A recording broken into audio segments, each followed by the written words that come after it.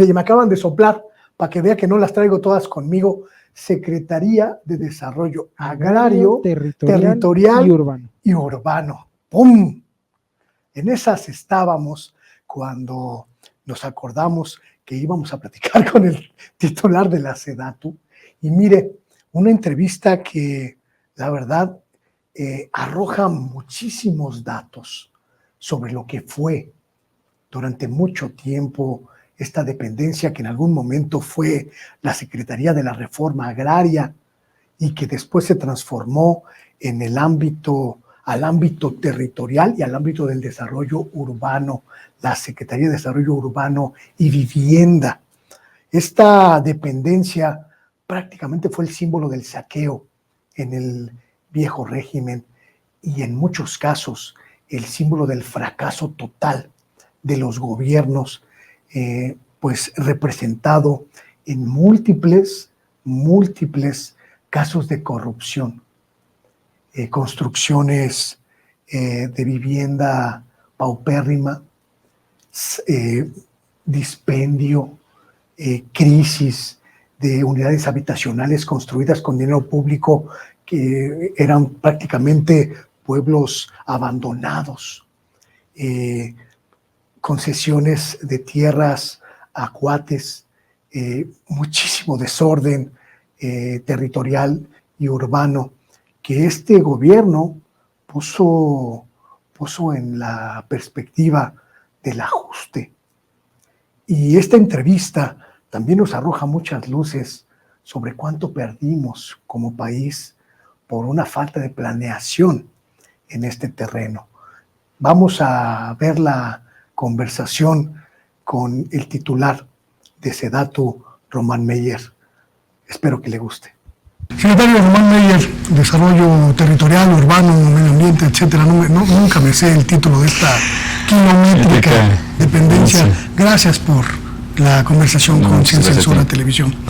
Me parece que es importante hacer a estas alturas del sexenio un corte de lo que ha ocurrido en esta secretaría, donde más allá de cebollazos o de reconocimientos, sí se nota una transformación en términos concretos. La transformación de impulsar una nueva dinámica de creación de espacios públicos, la transformación de revisar todo el aparato de desarrollo urbano que estaba prácticamente desmantelado y al servicio de la corrupción, y también la transformación de una nueva forma de entender la perspectiva social en el desarrollo territorial y urbano.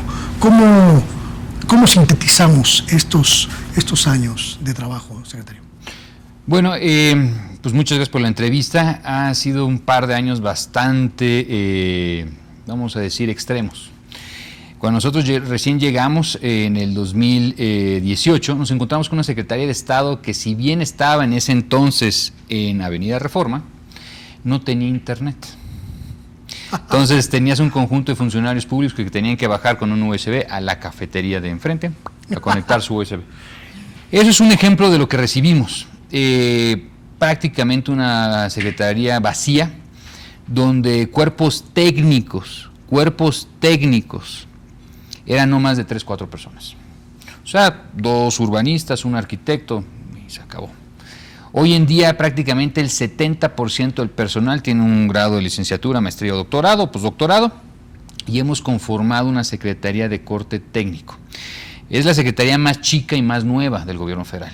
Esto es una secretaría que tiene el tamaño de una dirección general de la SCT. No, sí.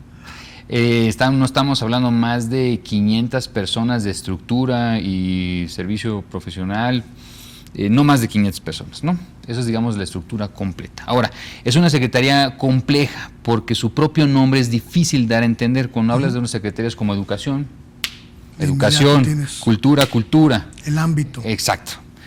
Secretaría de Desarrollo Agrario, Territorial y Urbano. ¿Eso qué es y cómo se come? Es muy complejo.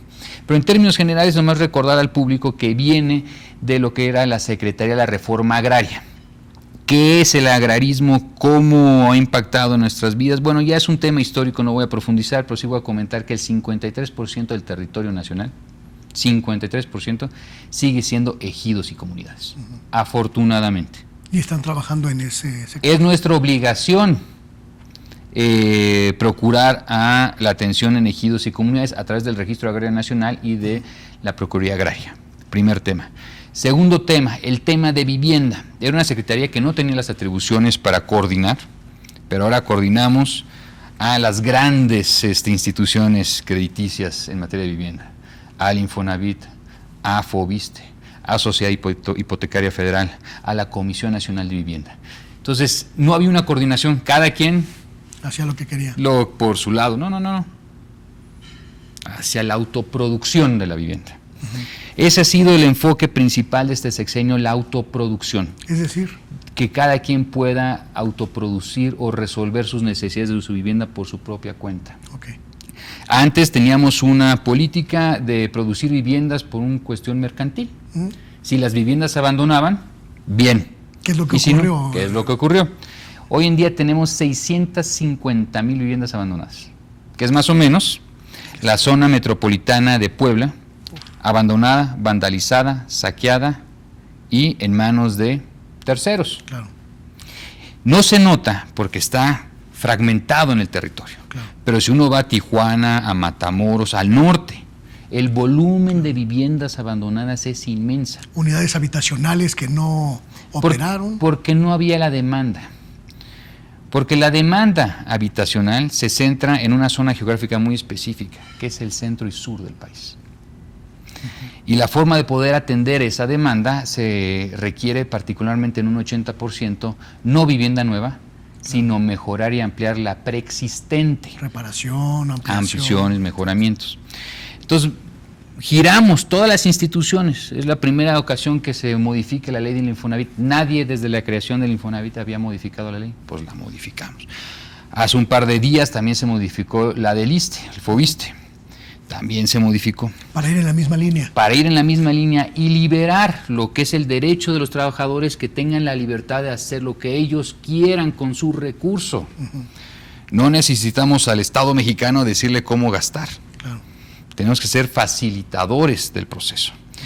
Entonces, afortunadamente, cuando nosotros llegamos al corte del 2020 a través del Coneval, hemos reducido el déficit habitacional de 9.5 a 8.5. Es decir, facilitar que la gente pueda remodelar o ampliar a resolver el déficit habitacional. Okay. Digamos, si requiere agua, luz, drenaje, mejoramiento, nuevos materiales, ampliaciones. Y liberar el crédito, ¿no? Tasas preferenciales. La primera vez en la historia que el Infonavit tiene una tasa del 2.8% para los de mayor necesidad, que está por debajo de lo que sería la tasa comercial. Muchas modificaciones para poder liberar el recurso y que los trabajadores lo puedan utilizar. Y a su vez, a través de la Comisión Nacional de Vivienda, focalizar la entrega de apoyos directamente. O sea, nosotros en un 70% se lo entregamos a mujeres, nada más nos dicen su credencial de elector, ¿sí? Una carta muy simple de compromiso. Todo el mundo pensaba que el volumen de gente que iba a agarrar ese dinero y lo iba a utilizar iba a hacerse todos los financieros nos decían, no, va a ser un fracaso. ¿Qué porcentaje crees que no utilizó el recurso para una acción de vivienda? Debe ser muy, muy bajo, ¿no? Bueno, la estadística nos decían pues, como el 20, el 30% los financieros de vivienda, expertos. El 2%. Uy. El 2%. No utilizó su recurso, lo utilizó para un funeral, lo utilizó para pagar unos medicamentos. Claro, pero aquí estamos hablando de que había pues una expectativa en algún caso, supongo. De que la gente se iba a llevar el recurso y lo iba a utilizar en cervezas. Cosa. Pues claro. No fue el caso, lo utilizaron para su vivienda. Porque saben perfectamente que la necesidad puntual, ¿no? Entonces, la modificación de la vivienda, el tema agrario, la planeación urbana, otro tema. Vamos a cambiar, perdón por llevarte de un lado para el otro. Todo tiene que ver con el territorio.